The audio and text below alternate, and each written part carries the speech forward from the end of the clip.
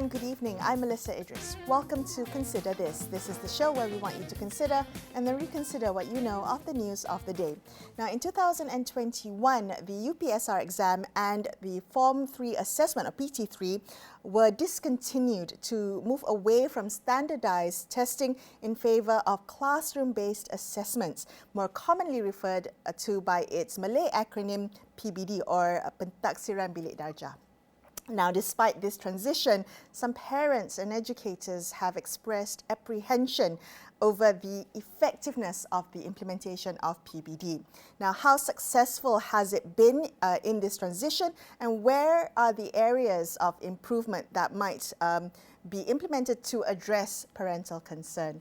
Joining me on the show now is Cheryl Fernando. She is the CEO of Pemimpin GSL, Pemimpin GSL Malaysia, which is an organisation focused on improving leadership in schools. Cheryl, thank you so much for joining me on the show today. I'm wondering how you are interpreting the hesitations that have been expressed by parents and some educators towards classroom-based assessments.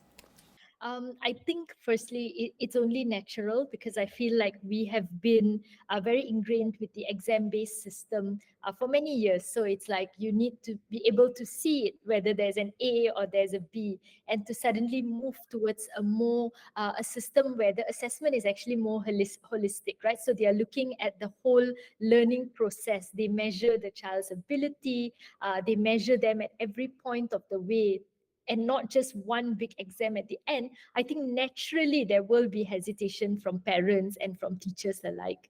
Okay, maybe you can share with us a little bit about how the assessments are carried out. When you say measure the ability, how is it measured, Cheryl? Yeah, so they gather information on like the pupils' progress, their development, their abilities and achievements. So they have different TPs, or they call it like tahap penguasaan. So it's TP1 until, if I'm not mistaken, like TP5. And then from there, let's say it's mathematics and they need to measure whether a child can do fractions. So then they measure that mastery of the child's ability to do fractions. So it's done in that way, instead of what we used to have, which is at the year end or at the midterm, we would do a big exam where everything is put together. So in Pentaksiran Bilik Darjah, PBD, at every point of the way, there is an assessment for a child for them to develop mastery.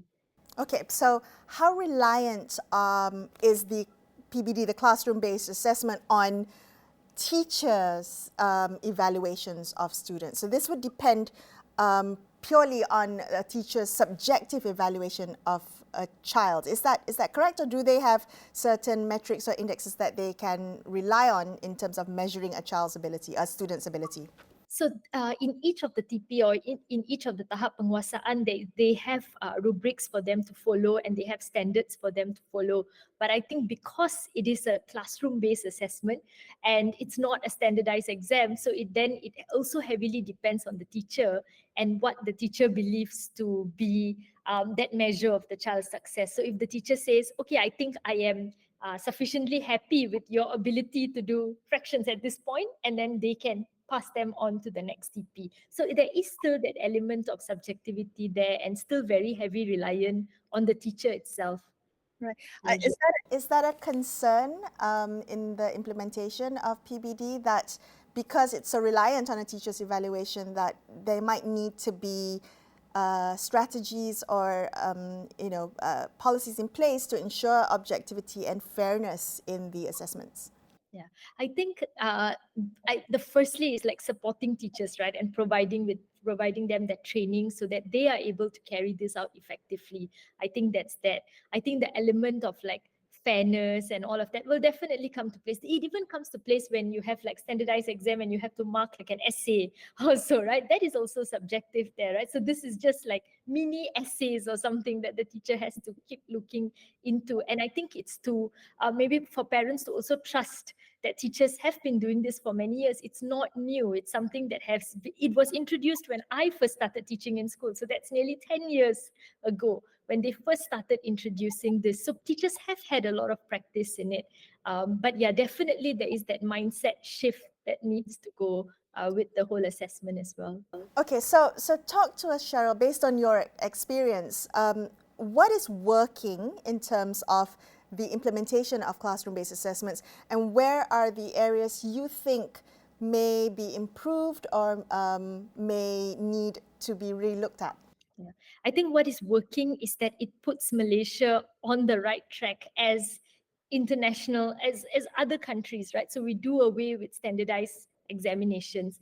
I think we were one of the only few countries that had standardized examinations at standard 6, and then form 3, and then SPM. So doing away with that actually sets us on par with other countries that are moving towards more mastery based assessment. So in theory, I think definitely we are on the right track, and there is no way we should go back to standardized exam because the whole world is moving towards these assessments, right?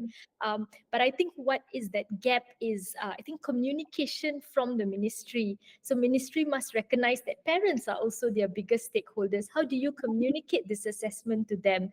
And how do you make them comfortable with the idea that I won't be seeing A's or B's on the report card, but I'll be knowing how my child is doing, the mastery that they have gained in a certain subject. Parents must be able to be comfortable with that idea. And I think then continuously upskilling teachers so that they know, as time moves, as with ChatGPT coming into place and all of these things in technology, how can they ensure that the assessments that they are providing students are rigorous enough and they are pushing students to achieve their potential? I think that is crucial to make PBD really successful.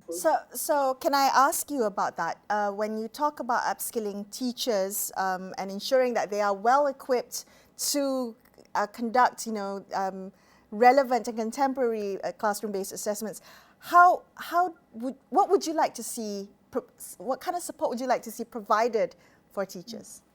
I think the government really, the ministry especially, opening up to collaborate with other service providers. I think that would be crucial. So not being stuck on the idea that it is only through the ministry that they can learn how to do these assessments, or it's only through the ministry, but opening up to different service providers to come in to support, let's say, Microsoft or Google, the different technology apps that's there. The ministry just launched the digital agenda initiative for the Ministry of Education. So how can we collaborate with all of this? I think public-private partnership is something that is not done enough in the ministry, and that would be great for then teachers then to receive that kind of training, international training that will help them with their assessments. What about school leaders or school administrators, Cheryl? Do they have a role to play in maybe providing autonomy to teachers or providing a more conducive environment in the classroom that allows for teachers to conduct assessments in a way that they feel is best? Yeah, I think school leaders not setting unrealistic standards or KPIs for teachers would be very beneficial. So school leaders understanding and believing that the whole assessment is to get a true measure of where the child is. And it's to do away with, like, we need to achieve TP4. So everyone in your class must achieve that. I think school leaders must move towards really empowering the teacher, for the teacher to be able to decide, okay, this child is definitely at this level, but now that we know, how can we assist this child to move up a higher standard for their tahap penguasaan? I think that's really the key role that school leaders play. Are school leaders pressured to have these unrealistic KPIs for the school, and therefore it cascades down to unrealistic KPIs for teachers? What benefits might a school get if they have perfect tahap penguasaan 4, for instance? I think because for many years this has been ingrained, right? We've got all these schools that do well, we've got all the schools that score perfect A's. In the absence of this, I think it's only natural that whether the state or the district will find what is the next thing that they can cling on to say that this school is a great school. I think it's only natural, and this transition takes time, right? So understanding that it's no longer this way, I think will take a bit of time with school leaders, with teachers, and with districts and state that have been programmed, I think, to believe that they need to achieve a certain KPI. One of the main concerns that I've heard parents raise over classroom-based assessments is that students lack motivation throughout the year because they don't have that kind of final standardized exam. How, as an educator yourself, how do you respond to this legitimate concern that parents have? Yeah. So I've heard that too, and I wonder whether, and being a parent myself, sometimes I wonder whether it's a parent motivation or whether it's the students themselves, because I think students are, especially in this age and time, it's different from how it was 20 years ago, right? I don't know if exam is their sole motivation anymore, or it is that they want to really learn, they want to develop mastery in something. So it's really a mindset thing, right? And it begins with parents. Begins with parents not putting that pressure that you need to get straight A's or you need to do this, right? But how are you understanding? How are you having that depth in that subject? I think that's very important, and mostly for us to understand that we are preparing our kids for like jobs that don't exist. So the way that we used to be, that we were used to with exams and all that is not relevant anymore. So what is relevant? What is the new normal? I think that is important for us to understand. So can I ask you, Cheryl, what would you like parents to do as they're listening to this, if they're concerned about classroom-based assessments? What role do parents need to play to make sure that this PBD assessment is well implemented? I think showing up for your PIBG meetings, showing up for your PTA meetings, talking to the class teacher, and getting that understanding, developing that understanding. The class teacher, I'm quite sure, will have everything ready. They will they can show you exactly how the different tahap penguasaan works and where your child is at and where your child needs to go. And when you develop that understanding or play an active role in school, I think that would definitely help. Thank you so much for speaking with me. That was Cheryl Fernando from Pemimpin GSL Malaysia. We're going to take a quick break here and consider this. We will be back with more. Stay tuned.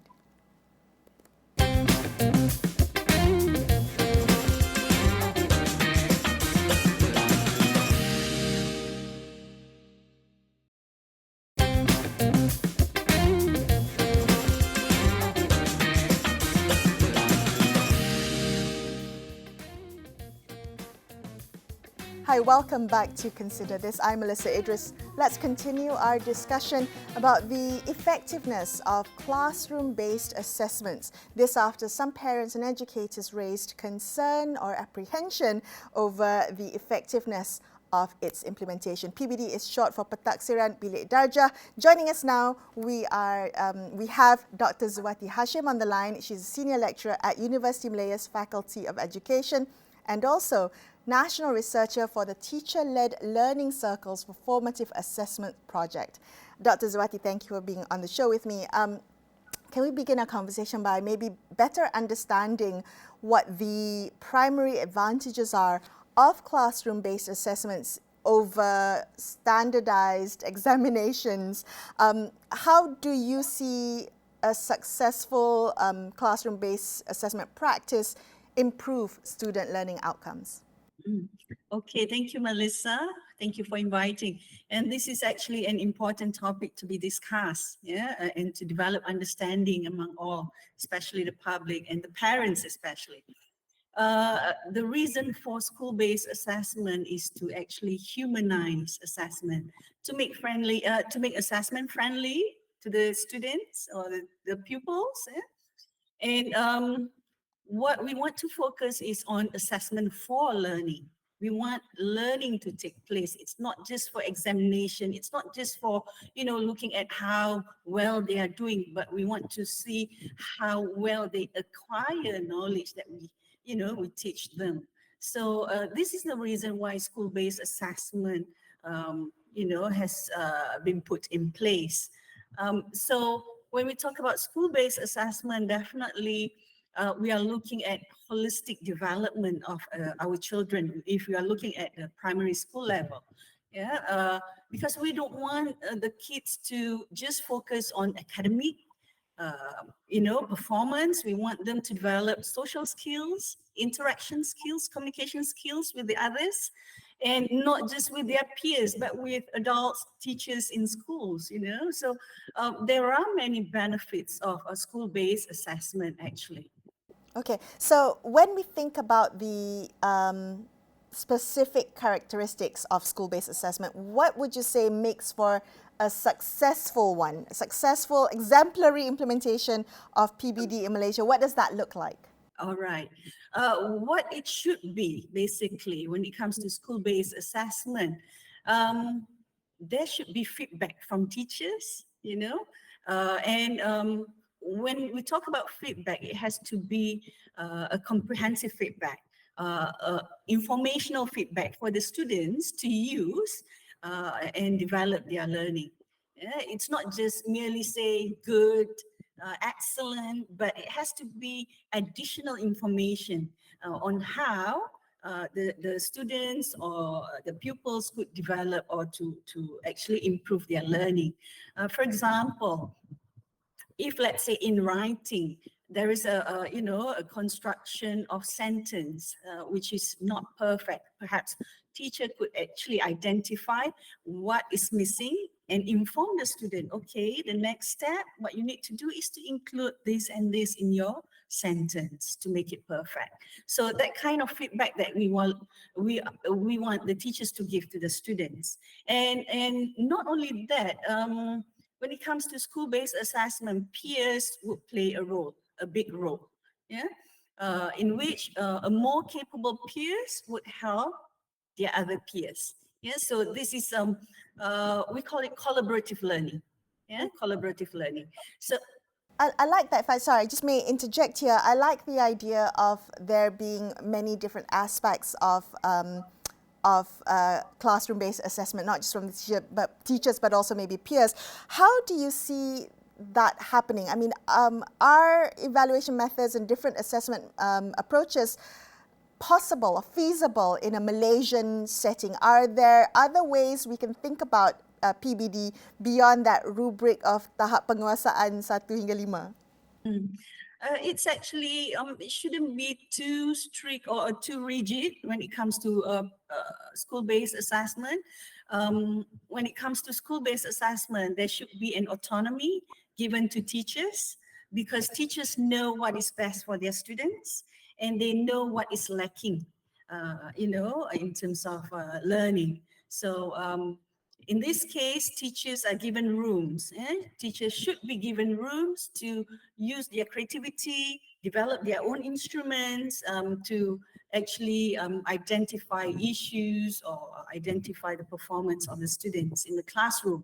So you can't have a standardized assessment, because different kids are doing different things. They develop differently. Some may learn quickly, some may learn a bit slower, but in this case, when it comes to school-based assessment, this is the good side of it, where teachers could cater to different type of students and at different pace of learning. Okay. What needs to happen in the school setting, in the school culture, to allow for all these wonderful things that you talk about with, for true learning to take place and for true classroom-based assessment to take place, for teachers to give specific feedback, for there to be constructive, learning through peers and autonomy and a conducive environment? What needs to change or to happen? Okay, the very first change that we need is the change of mindset. Moving away from exam oriented. Even now, we still hear people wanting to have exam back. For what purpose? We need to ask. If we were to implement high stake exam, for what purpose is it? Especially for the young kids. Why do we need high stake exam? And at the end of year 6, for example. All right. I would understand if it's conducted earlier to actually find out and to help improving the learning. But if it's at the end of year 6, so what are we going to do with the results? Because it will not take over to the secondary schools. It's not the role of the secondary schools teachers to look into the test results and do something about it. So when we ask for exam, we need to ask ourselves, what is it for? Is it for ranking purposes? In fact, now going into boarding school, they have, entrance exams, so we don't need UPSR anymore. Yeah. And in the case of school-based assessment, I would like to emphasize is that many teachers are actually very creative, Malaysian teachers. My involvement with a teacher learning circles and teacher-led learning circles for formative assessment, it's actually a research based or organized by Education International in Brussels, where we have 7 countries involved, including Malaysia. So what we have identified is that involvement from parents, very good now that there will be more communication between teachers and parents, and also the engagement in the classroom between student and teachers. It makes a good, safe environment for learning. Yeah. Can I ask you, Dr. Zuwati, there have been concerns raised that I've come across about the way PBD has been implemented or adopted that might inadvertently impact certain proficiency in certain subjects, even proficiency in English, for instance. Do you see any merit or legitimacy in these concerns, and how would you address them? Okay, with a school-based assessment, PBD, Pentaksiran Bilik Darjah, it should be improvement. Yeah, we are looking at improvement. So if there is, one side weaknesses on proficiency, certain proficiency, then the role of a teacher in the classroom is to tackle the issue and make sure that the students have achieved the learning outcome at the end of the day, or at the end of the term, or at the end of the month. Yeah. So with PBD or school-based assessment, there is a set target. So perhaps in terms of support given to the teachers, right? We need to actually support them, give them autonomy, let them do, their best in the classroom. So far, with my involvement with 30 teachers, Malaysian teachers, in this research project, they are very creative. They came out with a lot of assessment instruments which help the students, and we've got, interesting results, interesting outcome from it. I'm so encouraged to hear that your research shows that teachers are creative, they're finding innovative ways to implement classroom-based assessment. But how do we scale this? How do we make sure that all teachers are supported and equipped for this? Beyond the 30 or so teachers that you're talking about, are there support structures or resources that you think are needed for teachers to be effective in their in executing best practices in PBD? I think Ministry of Education has actually developed or produced several initiatives. Yeah? Of course, when we talk about development, it will take some time. Yeah, it will take some time. Progressively, it will improve. And what we could see is that there are, information given, trainings, given to the teachers through teacher circles, teacher development circles, professional development, and supports from peers as well, the teachers. Yeah, they would share what techniques, what methods works for the class. Yeah, so I personally, because I've got young kids, primary kids. Too. Yeah, so I am very objective and positive about the change. Wonderful to hear. Thank you so much for speaking with me today. That was Dr. Zuwati Hasim from Universiti Malaya's Faculty of Education, wrapping up this episode of Consider This. I'm Melisa Idris signing off for the evening. Thank you so much for watching, and good night.